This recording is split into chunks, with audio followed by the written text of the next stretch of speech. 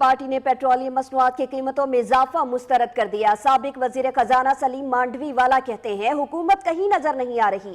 Petroleum मसनूआत की कीमतों में इजाफे का फैसला अफसर शाही कर रहे हैं। नैयर बुखारी बोले हुकूमती इक़दाम से मखसूस मालियाती गिरोह को मजीद फायदा मिलेगा।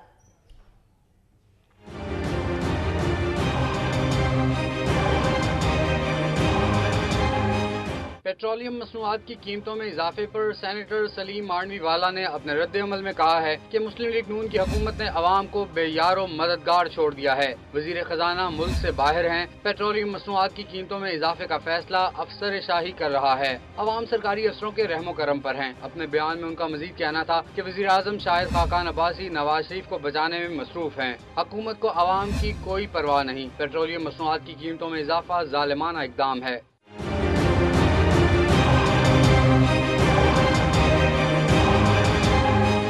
दूसरी जानिब secretary general PPP Nayyar Bukhari ने अपने बयान में कहा कि पेट्रोल की कीमतों में इजाफा अवाम दुश्मनी है। बुनियादी जरूरियात गरीब अवाम की पहुंच से बाहर हो जाएंगी। नैयर बुखारी का मजीद कहना था कि हुकूमती इक़दाम से मखसूस मालियाती गिरोह को मजीद फायदा मिलेगा।